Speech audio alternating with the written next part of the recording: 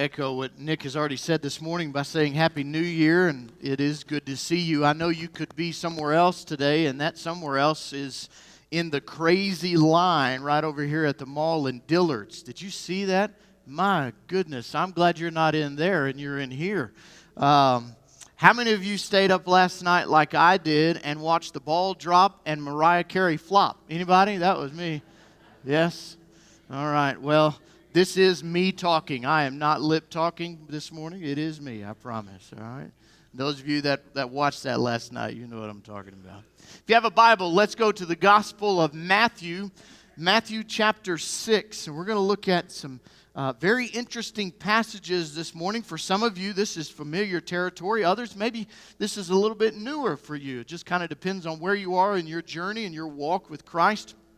And I know a number of pastors, amazing men and women of God who are leading their churches today, and they're preaching about the newness and all those things, and that is an accurate thing to do by all means, and whatever God has prepared them and led on their heart to do. We're not going to do that this morning. What we're going to do is focus this new year on the cloud, and we're going to explain that in just a minute. It's interesting as we look at these passages. We're going to look at verses 19 through 24. But as you go through, if you were to study this particular chapter, you'll find that here in the Sermon on the Mount, as we would refer to it as believers, is that we find that Jesus teaches about prayer. You'll see the Lord's Prayer listed there in verse 9 and following. And then you find some interesting verses about what Jesus teaches us on fasting. And let me kind of clue you in as to where we're going this new year. This morning we have a very special message for the new year on the cloud. Next week we're going to begin a 4-week series. There's 5 Sundays in January. We're going to begin a 4-week series on For the Future as we examine the first 4 chapters of Nehemiah, and marching towards and prayerfully considering on a groundbreaking, if the church so votes to do so, on our new building project. And so we're going to look at those things coming in the first part of January. Then in February, on February 5th, and I'll say this now and I'll say it again then, I know that's Super Bowl Sunday, but I want to do a special message that day on fasting.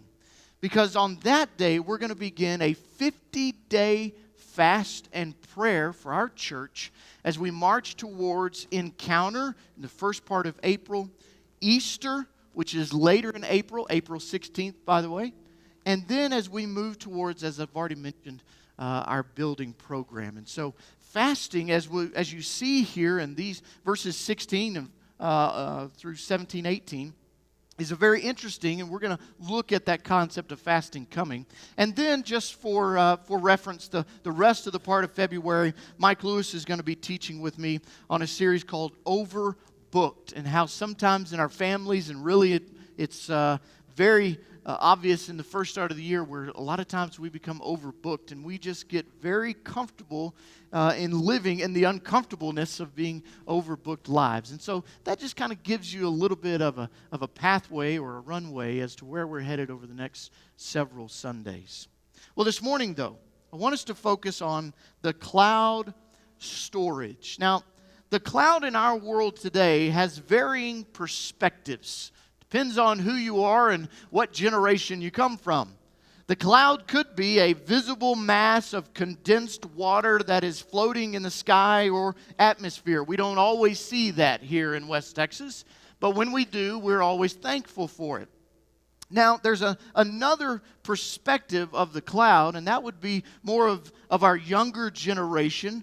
And that is those who are familiar with Apple products or technologies. And the cloud for them is a network of remote servers on the internet that is used to store and manage and process everything in one place that can be accessed from anywhere.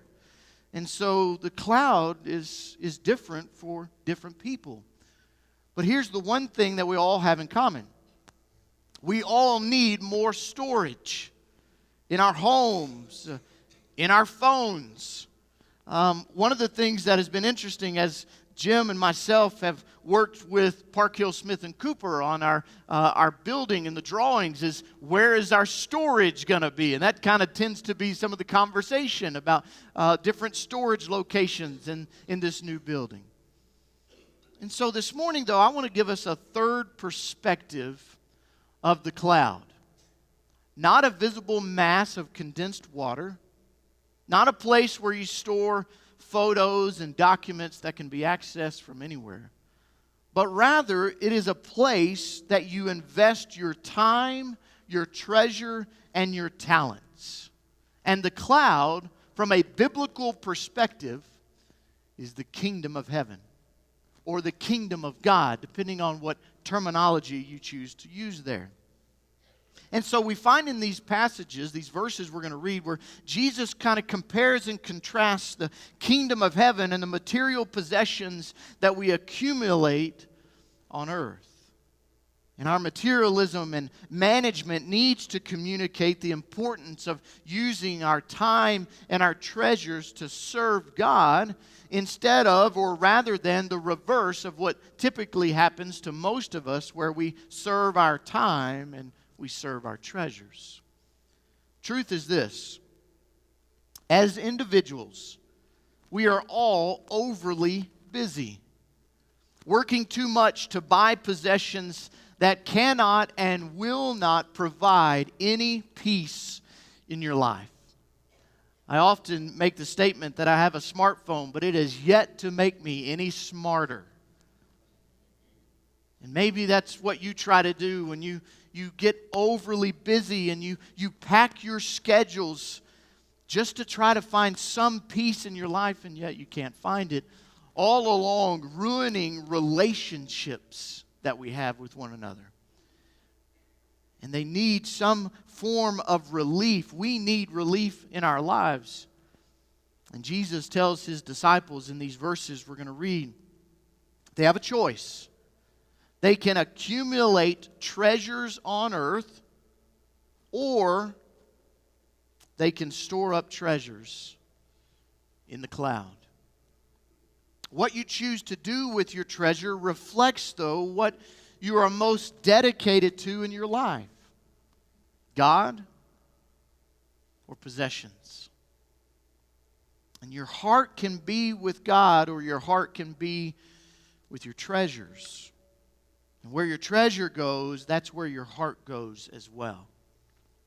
D.A. Carson made this statement: those who know where the treasure lies joyfully abandon everything else in life to pursue it.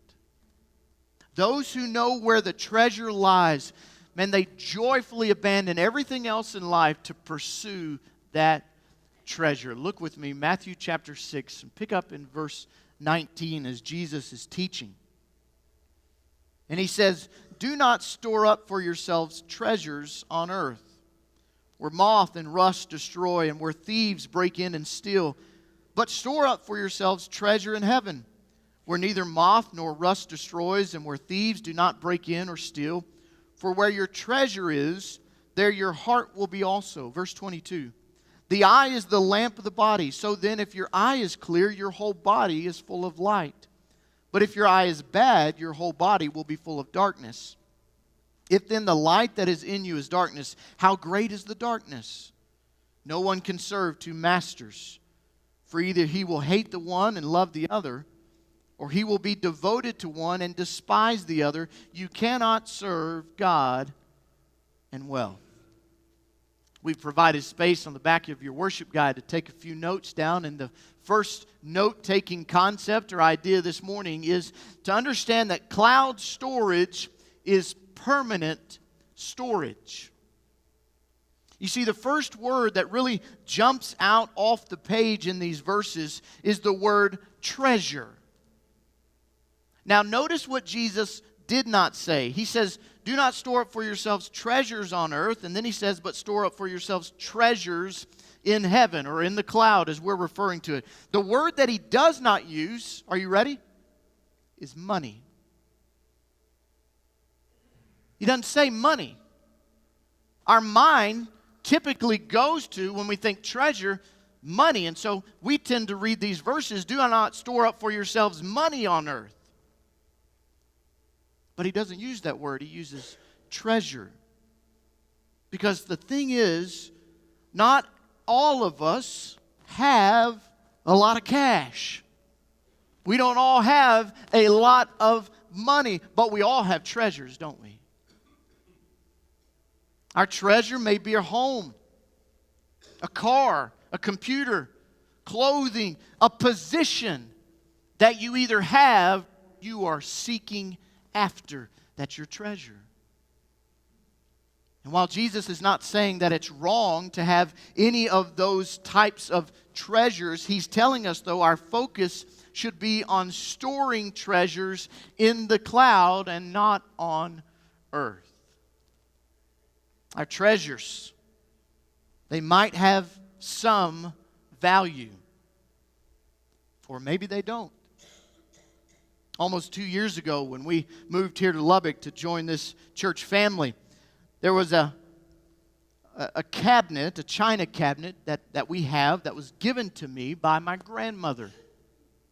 And when the movers came to load up our stuff and move us here to West Texas, they came and they wrapped a blanket and those kind of things around that china cabinet. And I said, men, be careful with that china cabinet. It has absolutely no monetary value. But it was my grandmother's. So it had value to me, right? It may not have value on the market, but it had value to me. It was a treasure. And those are the things that we deeply care about. The things that we have a great desire and what we seek to possess above anything else. Jesus says that's your treasure. And he makes the point that on earth, the things we try to store up and protect are vulnerable, and write this down, to the law of loss. Those things are vulnerable to the law of loss. Did you catch it? Do not store up for yourselves where moth and rust destroy and where thieves break in and steal. These things could be lost altogether. They're vulnerable. But we do everything we can to protect them. And then he goes a step further and he says, or he suggests even, that sooner or later those treasures that are stored on earth will either be unrepairable, lost, or stolen altogether. Someone else is going to enjoy the value of your treasure. And that item might even lose its value altogether. And you realize this, you're smart people. Cars and computers are devalued as soon as you purchase them.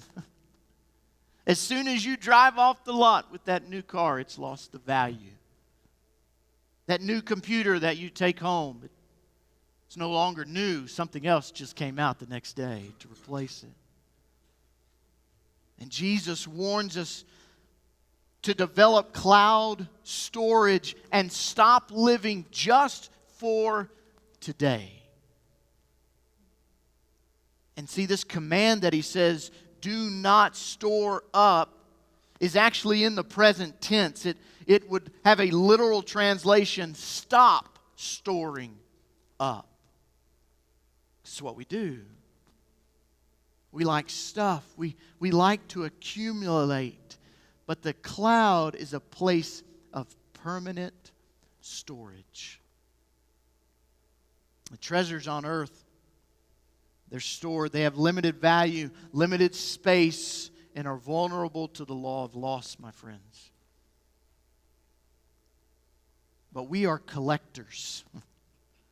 My mom collects spoons. You see the little spoons you can get at gift shops and places like that. She collects spoons. Maybe you collect stamps or baseball cards or electronics. They all collect dust, don't they?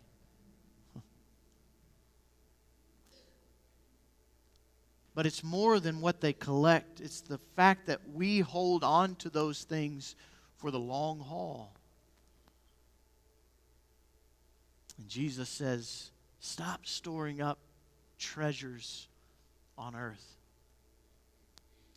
Job chapter 27, verses 16 and verse 20, they both provide for us a vivid description of this process of how things collect dust.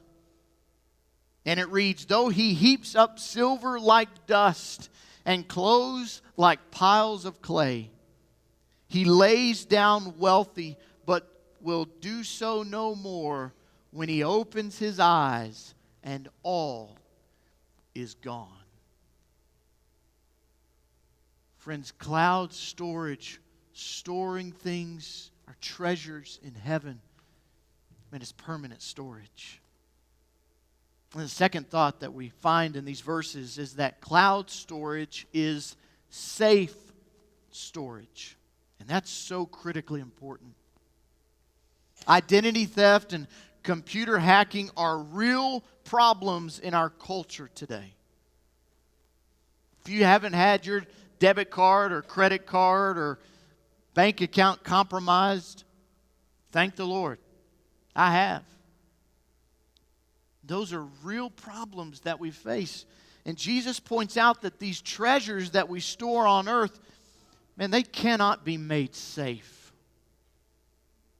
Do not or stop storing up for yourselves treasures on earth where moth and rust and thief. Man, we fix our affections on earthly things that will lead to shattered hearts and broken lives. It's not safe. It's temporary. It's not permanent. But Jesus encourages the listeners who heard this sermon. He encourages us today as we hear, as we listen, as we read His words. There's a place that is safe for your treasures. And it's in the cloud. Because in the cloud, the safe place for treasures, those things do not fall under the law of loss. Look what he says in verse 20. Because when you store these things up for yourselves, your treasures in heaven, moth and rust cannot destroy them. Thieves cannot break in and steal. The things that you put in the cloud, and they're safe. You're not going to lose them. Treasure in heaven never loses its value. Doesn't get broken. Doesn't gather dust. Doesn't rust over the ages. It's safe.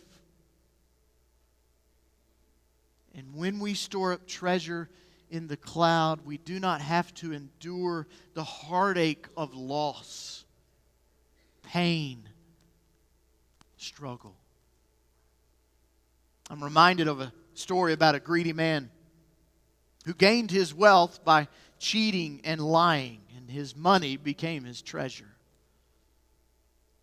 There wasn't a person that he wouldn't step on in order to make a dollar. And so one day, he read a church sign that said, "Be careful of your wealth. You can't take it with you." Well, he decided to prove those Christians wrong. So he tells his wife he's going to store a suitcase of his money in the attic. If there's a heaven, he says, I'll reach down and grab that suitcase on the way up. The day soon came and the old man died. And his wife, remembering her husband's suitcase, headed to the attic and discovers the suitcase right where he had left it. She heads down the attic stairs, muttering to herself, I told him he couldn't take it with him unless he put it in the basement.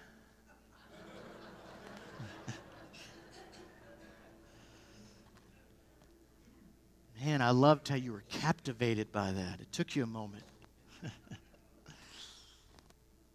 Man, earthly treasures, friends, they're fleeting. They're futile. But heavenly treasures are secure, safe. 1 Peter chapter 1, verse 4, and into an inheritance that can never perish, spoil or fade, kept in heaven for you.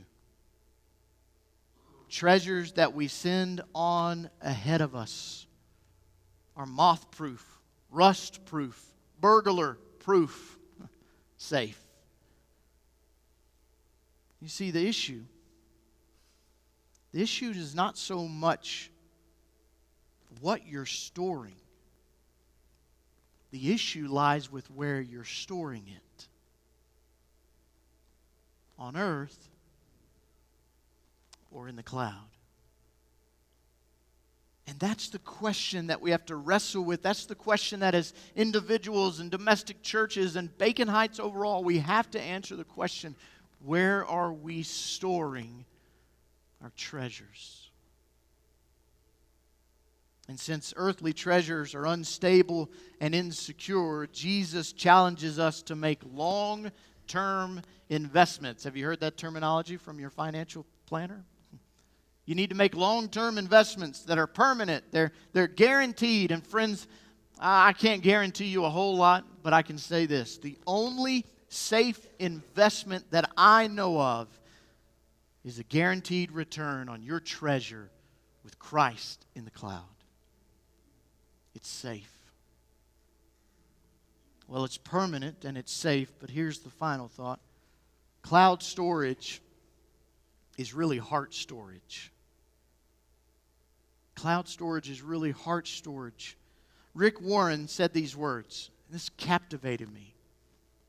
The way you store up treasure in heaven is by investing in getting people there. The way you store up treasure in heaven is by investing in getting people to the cloud, getting people to heaven. And that's why 2017 is a year of storing for our church family. A year of answering the question of where are we storing our treasure, because are we helping people? Are we investing in getting people to the cloud? That's what the Encounter Week, April 2 through 5 of this year is all about. It's heart storage. Material wealth can be enticing because that type of treasure is tangible. We can see it. We can touch it. Even sometimes using that treasure brings us this temporary high of happiness, if you will. But we miss what we often miss when material wealth, material treasure is present, is that we miss that those things are temporary, fleeting. Wealth and luxury, all under the law of loss. But whether you invest your time, whatever you invest your time and your treasure in will become very important to you. Go back and look at the scripture. Verse 21. For where your treasure is, again, he doesn't say money. Where your treasure is, there your heart will be also. And he goes on to describe the eye as the lamp of the body. But if your eye is bad, your whole body's full of darkness. Verse 24, no one can serve two masters. You cannot serve God and wealth. Our problem is that we are investing everything down here and hardly anything up there. And that's what could be different about 2017 than any year in the past. Is that we do more storing in the cloud above us than on the ground underneath our feet. Our treasure has kept our hearts tied to an earth that will one day fall under the law of loss. When God does make all things new, a new heaven and a new earth, this is not a permanent place for us. You'll never be able to get your heart focused on heaven as long as your heart and your attention is focused on earth and on the material treasures and things that you're collecting and storing. And in Jesus' own words, in the context of treasure, he contrasts light and darkness. You see, light and darkness are different. Aren't you glad you came to church today to learn that bit of news? They're different, right? So different they cannot share the same space. And so Jesus says if what we have our eye on is good, the cloud, heavenly, then those things are going to fill our bodies with light. But if what we have our eye on is darkness, materials, accumulation, those things are going to fill our bodies with darkness. And those who think they can store treasure on earth where the law of loss rules will miss the light of Jesus and the hope of the eternal reward in the cloud. They're fixated on the temporary, what they can see, touch, taste, and smell. Those who choose to be ruled by material wealth and treasure will be full of darkness, he says. They'll be ruled by greed and pride and selfish ambition, and these ambitions will overwhelm them, and they store treasures in the wrong place, see? And the best way I can describe where he says you cannot serve two masters is this way. A football team can have two quarterbacks, but they can't have two head coaches. A system with two head coaches is a system that is primed for conflict. Do you realize that? Players will not know who's in charge, and they will naturally then gravitate to the one they like better. The one where their personality fits the most. And the team will simply be divided. Instead, there has to be one head coach, the one who makes the final decisions. And so the one who stores up treasure in the cloud cannot serve the master and be mastered by his possessions. You have to choose which head coach you're going to listen to. And so to be a committed Christ follower is not merely a matter of emotions, but it is a matter of the mind and of the will. I am determined. I choose to serve the Lord. I choose to listen to one head coach, and I'm going to store my treasures in the cloud. And so to love God requires service, but it also requires great sacrifice. Don't forget that. And that's an allegiance that cannot be rendered to two different parties. Remember Joshua. Choose this day whom you will serve. Friends, you have to choose this day, January 1st, 2017. Where are you going to store your treasures this year?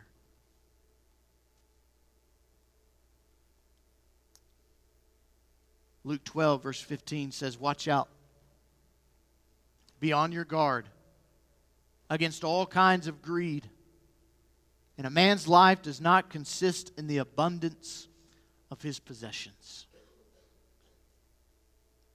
Greed is something we all struggle with, and we will look at this new year. And if we don't admit it and we put up our guard, we will soon be consumed by it. And that understanding, that word consumed, means to have a thirst for. What are you consumed by this year? Thirsting for?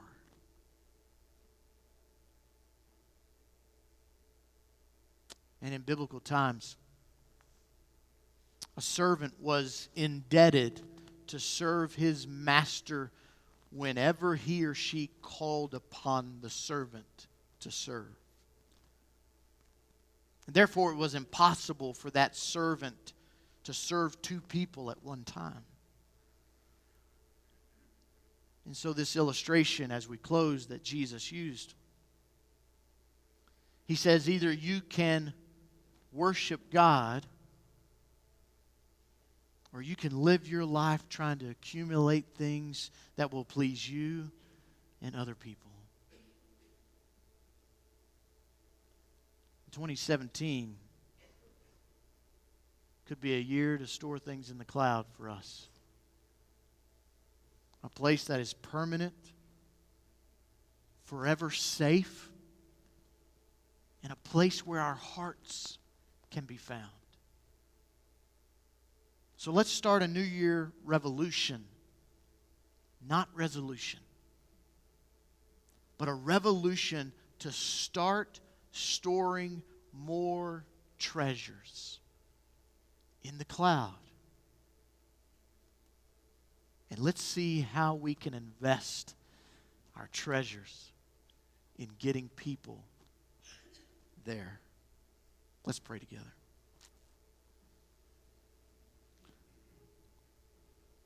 Father, we love you so much. And sometimes we have to come face to face